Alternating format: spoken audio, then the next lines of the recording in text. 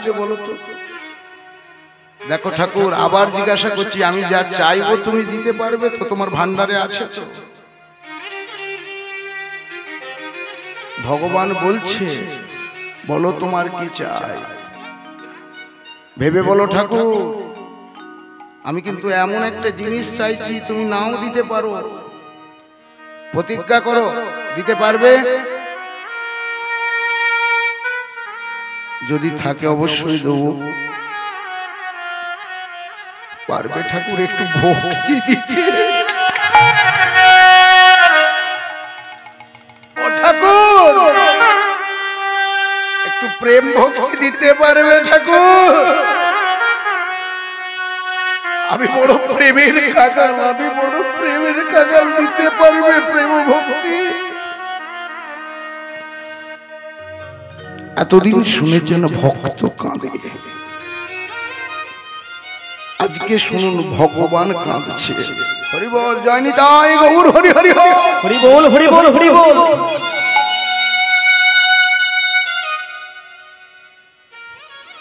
এতদিন শুনেছেন ভক্ত কাঁদে, আজকে স্বয়ং ভগবান কাঁদছে।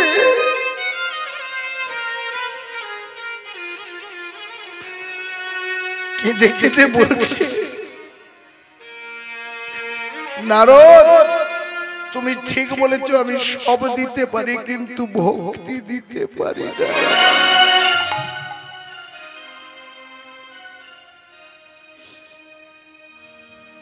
ও নারদ, ভক্তি কোথায় পাওয়া যায়? হ্যাঁ গো,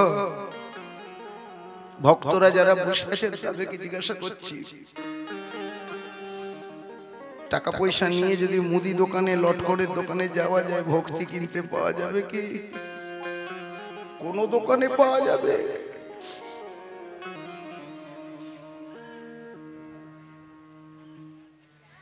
পাওয়া যাবে?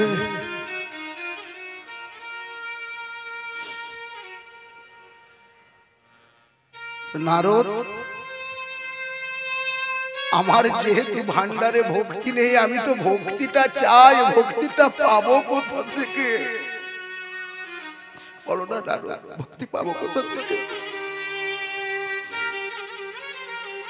নারদ বলছে, তোমার তো 33 কোটি অনুচর, তাদের সকলকে ডেকে জিজ্ঞাসা করো না ভক্তি কোথায় পাওয়া যায়। একলা ঈশ্বর কৃষ্ণ আর সবে ভিন্ন, আর সবে ভিন্ন। যারে জয়ছে সে জয়ছে করে নিত্য।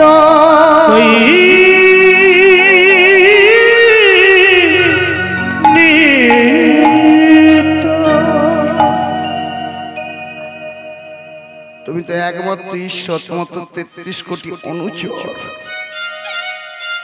তো কাউকে ডেকে জিজ্ঞাসা করো না ভক্তি কোথায় পাওয়া যায়, ভক্তিটা কোথায় পাওয়া যায়, একবারে গিয়ে জিজ্ঞাসা করো। কে আছিস? দেবরাজেন্দ্রকে সমস্ত দেবতাদেরকে ডেকে পাঠা। ইন্দ্র, অরুণ, বরুণ, যত দেবতা আছে এসে উপস্থিত হলো, সকলকে জিজ্ঞাসা করছে তোমরা কি জানো ভক্তি কোথায় পাওয়া যায়? সকলেই মাথা নিচু করে দাঁড়িয়ে আছে, আর নারদ তাল লাগিয়ে দিয়ে তালটা দেখছে। নারদ কিন্তু তাল লাগানোর মাস্টার। মায়েরা তাল লাগানো মানে জানেন? যাদের অনেকদিন শাশুড়ি বইয়ে হয়নি, ননদের সাথে হয়নি, ঝাঁটাটা নিয়ে ঈশান করে নারদ নারদ বলে 3 বার ঠেকিয়ে দেবেন, দেখবে ঝুটোপুটি লেগে যাবে। এমন কাজও করবেন না, শেষকালে সব ঝুটোপুটি ঝগড়া লেগে যাবে। এই নারদ হলো তাল লাগানোর লোক, তালটা লাগিয়ে দিয়েছে। ভক্তি কোথায় পাওয়া যায়? 33 কোটি অনুচর এসে উপস্থিত হয়েছে, তারা কেউ বলতে পারছে না যে ভক্তিটা কোথায় পাওয়া যায়। অবশেষে এলেন পরম বৈষ্ণব ভোলানাথ। হে ভোলানাথ, ভক্তি কোথায় পাওয়া যায়? হরি বল। হে ভোলেনাথ,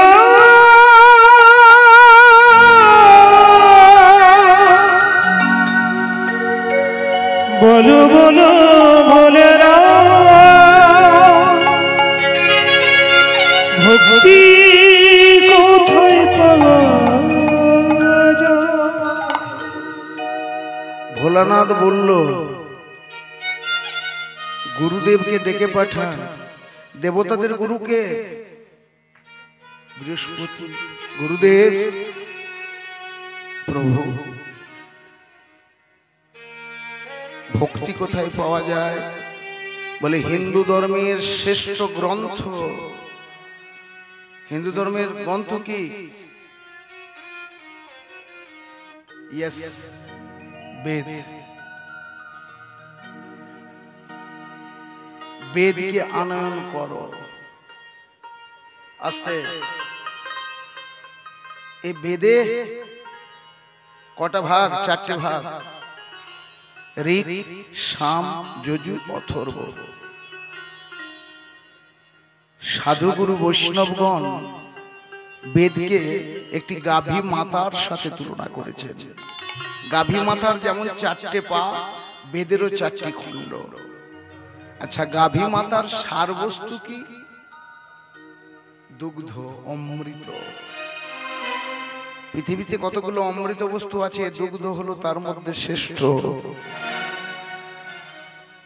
একজন আমাকে চ্যালেঞ্জ করেছিল, জানেন না, এক জায়গায় চ্যালেঞ্জ করে বলছে, এই গত চাঁচড়ের দিন, মানে দোলের আগের দিন কীর্তন করছি দক্ষিণ 24 পরগনায় একটি জায়গায়। সেই ছেলেটি ডাক্তারি চান্স পেয়েছে জয়েন্ট পরীক্ষা দিয়ে। সেই ছেলেটি আমার কাছে এসে বলছে, বিজ্ঞান সব, ভগবান বলে কিছু নাই। আমি বললাম, তোর বিজ্ঞান যদি সব হয়, পারবে একটা জীব তৈরি করে দিতে? পারবে একটা চোখ নয়ন তৈরি করতে? পারবে একটা কিডনি তৈরি করতে? পারবে একটা লিভার তৈরি করতে? পারবে? কারো কাছ থেকে কেটে তুমি জুড়ে দিতে পারবে, তৈরি করতে কি পারবে? তাহলে ভগবান কত বড় বিজ্ঞানী রে! চুপ হয়ে গেছে, একটা কোথাও বলেনি। তাহলে অমৃত বস্তু দুধ।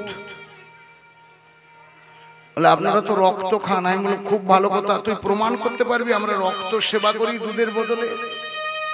কিরকম? কিচ্ছু করতে হবে না।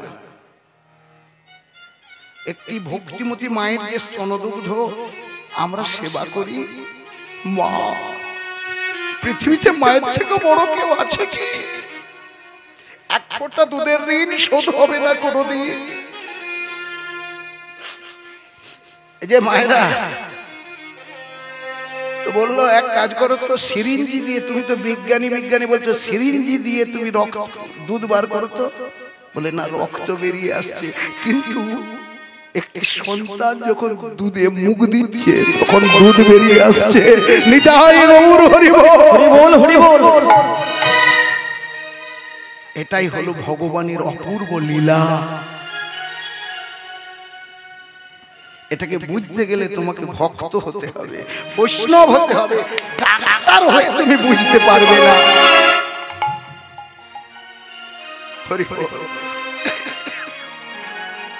তখন সে বলছে, ঠিক তো, তেমনি দুধ হলো অমৃত, তেমনি বেদের সার হলো শ্রীমদ ভাগবত। ভাগবত এনে দেখো ভক্তি কোথায় পাওয়া যায়। কে আছিস? ভাগবত নিয়ে আয়। এখন আমাদের কাছে তো এই মুহূর্তে ভাগবত নিতে গীতাটা আছে, গীতাটাকে আমি ভাগবত বলেই মনে করি। হ্যাঁ, হরে কৃষ্ণ।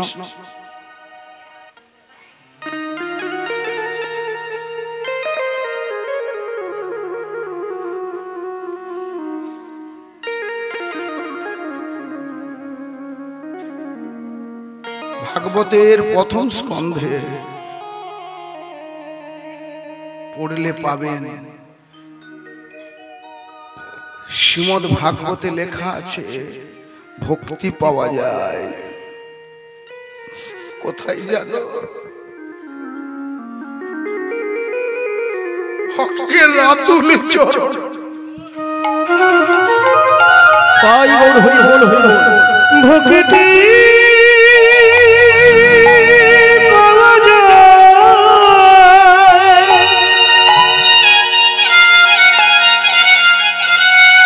ভক্তের রাতুল চরণে।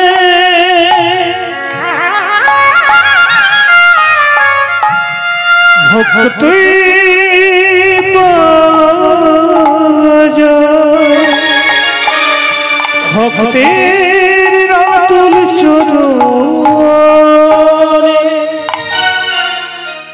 ভগবান তাই একটা লীলা করতে শুরু করলেন। মাথায় হাত দিয়ে বলছে, নারদ আমার বড় শিরোপীড়া করছে, একটু তাহলে কি প্রভু আমি কি বৈদ্যি কবিরাজ ডাকবো? বলে ডাকতে হবে না কোনো বৈদ্যি কোনো কবিরাজ, ঔষধ আমি জানি। ঔষধটা কি? কোন ভক্ত যদি তার চরণের ধুলি আমার মাথায় দেয়, আমার মাথায় দেয়, আমার মাথায় দেয়, আমার মাথায় দেয়, আমার যন্ত্রণা ভালো হয়ে যাবে। আপনারা কেউ দেবেন নাকি ভগবানের মাথায় ধুলো? আপনাদের পায়ের ধুলোটা দেবেন, ভগবানের মাথায় দেবো। দিলে বাবা চরণের ধুলোগুলো একটু দিন। গোবিন্দের শিরোপীড়া হচ্ছে, গোবিন্দের মাথায় দেব দিদিরা বাবা। হরি বল হরি বল হরি বল।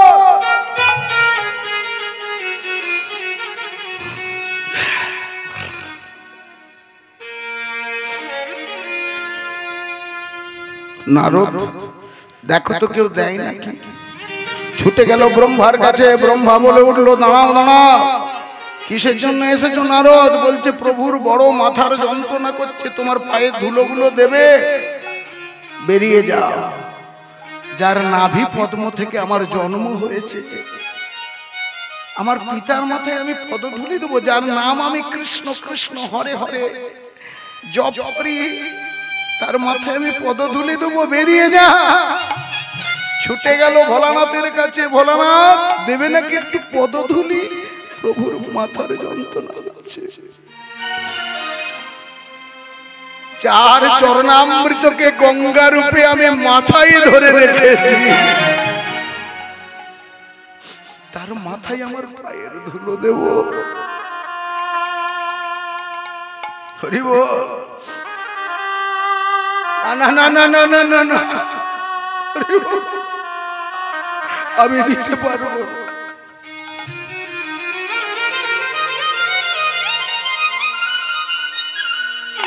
উঠে গেল প্রভুর কাছে, হে দয়াময়, কেউ দেবে না তোমায় পায়ের ধুলো?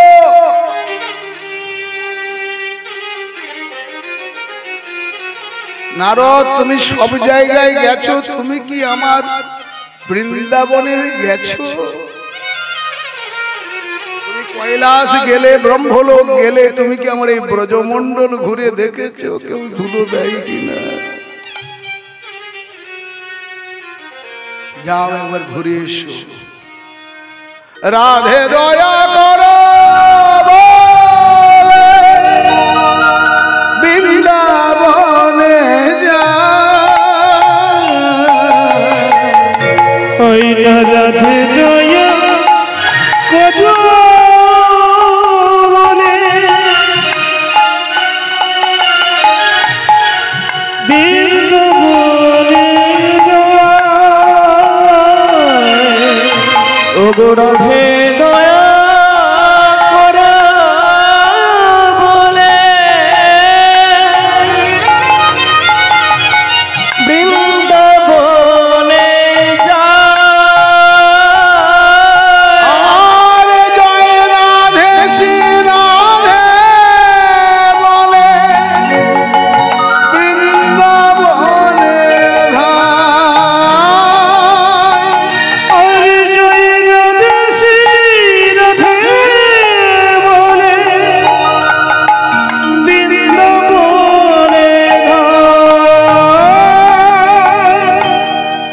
জয় রাধে শ্রী রাধে বলে বৃন্দাবন রাধে গো জয় রাধে শ্রী রাধে বলে বৃন্দাবনে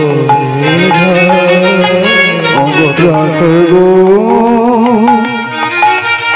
রাধে রাধে রাধে।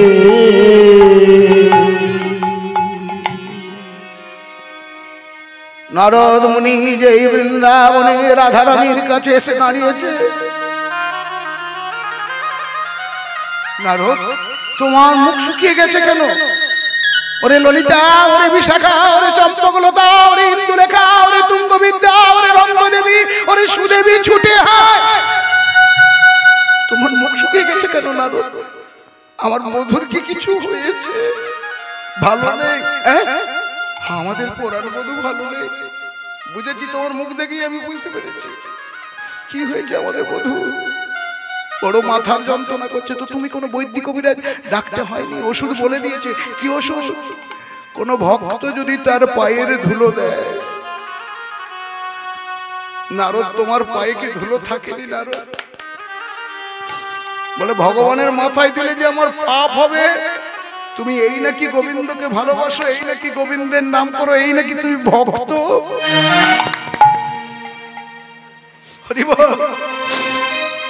ওরে ললিতা, ওরে বিশাখা, আমাদের পায়ে যত ধুলো আছে জড় কর, আমাদের প্রাণ বল্লভের মাথায় দিতে হবে। হরি বল। দিতে হবে। ওরে ললিতা,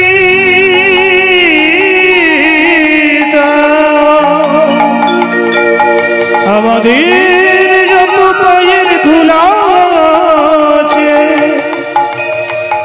আমার প্রাণ বল্লভের দিতে হবে। পায়ের ধুলোগুলো জড়ো করেছে। হরি বল। এইদিকে তাকাবে। পায়ের ধুলোগুলো জড়ো হয়েছে, কিন্তু দেবে কি করে, নিয়ে যাবে কিসে করে? বলে তোমার নামাবলিটা দাও। ওই যে মাথায় বেঁধে আছো, নামাবলিটা দাও, ওর মধ্যে দেবো। তোমার লজ্জা করে না রাধে? যেতে প্রভুর নাম লেখা আছে তাতে পায়ে ধুলে বলে তোর মাথায় দেবো, আর পায়ে নামে দিলাম তো কি হয়েছে?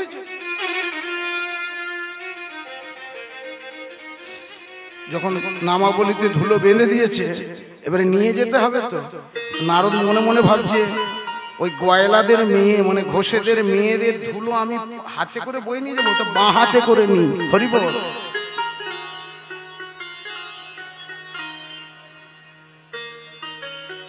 হাতে করে যখন নিচ্ছে, হাত তখন যন্ত্রণায় খসে যাচ্ছে। যেই কাঁধে তুলেছে, কাঁধ যন্ত্রণায় খসে যাচ্ছে। ডান হাতে করে নিয়ে যখন মাথায় তুলেছে, হরি বল হরি বল, তখন তুলার মতো হালকা হয়ে গেছে। নিয়ে গিয়ে বলছে, বধূ প্রভু এনেছি, দেখো পদধূলি এনেছি। বলে আমার মাথায় একটু দাও। যেই প্রভুর মাথায় দিয়েছে, বলছে যন্ত্রণা ভরে গেছে। এতগুলো ধুলো কি করবো প্রভু? বলে ফেলে দাও। ফেলে দেবো? বলে হ্যাঁ। যেই ফেলে দিল ধুলাগুলো, ওই গোলক বৃন্দাবন থেকে আমাদের পৃথিবীতে 9টা জায়গায় পড়লো। সেই 9টা দ্বীপই হলো। সেদিন থেকে নবদ্বীপ ধাম তৈরি হয়ে গেল। সেদিন থেকে নবদ্বীপ ধাম তৈরি হয়ে গেল। আর সেদিন থেকে নবদ্বীপ ধাম তৈরি হয়ে গেল। ব্রজগোপীর পদধূলিতে নবদ্বীপ মায়াপুর তৈরি হলো। গৌর ভগবান বললেন, শোনো, আমি কলিতে গৌরাঙ্গ হয়ে ওই ধুলায় গোড়াগড়ি দেব, আর আমি প্রেম ভক্তি প্রচার করব। নিতাই গৌর হরি হরি বল হরি বল। সেই জন্য আজ গৌর হরি শ্রীধাম নবদ্বীপে লীলা বিলাস করছেন। অলসে অবশ্যঙ্গ গড়া নটরা অলসে অবসয় গোরা নটরা আরে অলসে অবসয় গোরা নটরা কি কহব অঙ্গ সভা কহনে না যায় কহব অঙ্গ সভা কহনে না যায় কহব অঙ্গ সভা কহনে না যায়